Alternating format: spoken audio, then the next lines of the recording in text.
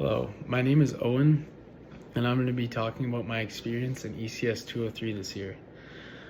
I learned a lot of valuable things this year, how to create a unit plan, how to analyze the curriculum, and so starting off, before this class, I didn't even know what a pedagogy was. I just always grew up going to class, whatever the teacher would hand me, I would do. And this class taught me that pedagogy is the way that teachers teach what is in the curriculum. So you can look at it as a way that the curriculum is the map and the pedagogy is the roads and houses on that map. Another main component in this class that I learned was that there's a whole bunch of different curriculum strategies. And these strategies each kind of have their own agenda. An example would be working towards a social action approach, or the curriculum for creating future workers, and each teacher can kind of use their own bias as to which approach they use. And I think something I really took away from that is it's important to teach the students with your own curriculum strategy, but make sure you're doing what's best for your students and not just what aligns with your beliefs. One curriculum model that really stuck out to me in this class that I kind of want to bring into my class is the Banks's model of cultural reform. And in that model, we learn about the 4 different levels of teaching cultural reform in the curriculum. And growing up, I only really saw the first 2 models, which was Heroes and Holidays, specifically, where an example would be like Orange Shirt Day. You'd come to school, learn about Orange Shirt Day for First Nation residential school survivors, and then the next day it was pretty much all swept under the rug, and the teacher would use it as like a checklist to just say they taught it. In my classroom, I want to have like a good understanding of curriculum reform, so that would mean making sure the students are able to apply that 4th level of Banks's model into their communities and into the school, so it's not just a one-day type of thing. Another main point that I've taken from this class is teachers aren't always going to want to teach what's on the curriculum. There's going to be certain subjects that you're uncomfortable with. One big example that we saw in our semester is that lots of teachers are uncomfortable teaching sex ed and don't really want to, but obviously the need is there because our students need to understand something like that.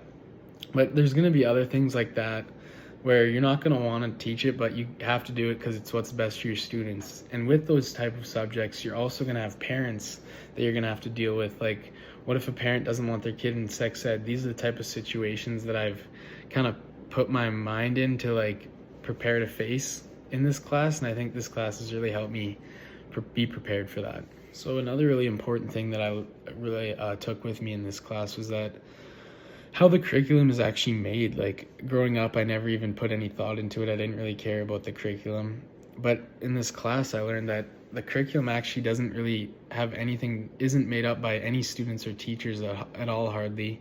And mostly it's based off of politics. So a lot of the time, teachers actually disagree quite a bit with the curriculum, is what I've learned. And that there's actually a pretty big battle for what gets put into the curriculum. So I thought that was very interesting, and just something that I've really thought about moving forward. So another very important thing that I learned this semester is that every teacher kind of has their biases and how they look at the world. And I think it's important that as a future teacher, you don't let those biases get in the way too much of your classroom, because students will start to think you're favoritizing somebody or something like that. And then another idea that will help me grow as a future teacher is that I understand that everybody needs a different amount of support in the classroom, and that education isn't supposed to be equal because not everyone needs equal attention. The good student was another thing that really stuck with me in this class, because when I was growing up, I was always trying to be that good student, the student that's listening to the teacher, putting their hand up and never questioning a single thing, always doing their assignments on time. Now, I do think that is good in a way, but I also think it's important for our students to know that they can think for themselves and have their own kind of ideas. Just because something's in the curriculum doesn't mean it has to hit home with you and be something you 100% believe in. I think in my classroom, I want my students to think outside the box and not necessarily always be that good student. Obviously, I'm gonna want them to abide by the rules, but I just want them to be really critical thinkers. So I think that's something that's really stuck with me throughout this class and learning about the good student. Just to put a wrap on everything that I've learned in this class, I feel like I've really grown in learning about different types of curriculum, ideologies, and pedagogies, and I feel like I have more of an idea now after this class of what I want my classroom to look like, because there's certain things that we learned that I just feel like I could apply to the classroom, and I'm really grateful for that. And I just want to thank you teachers for the great semester.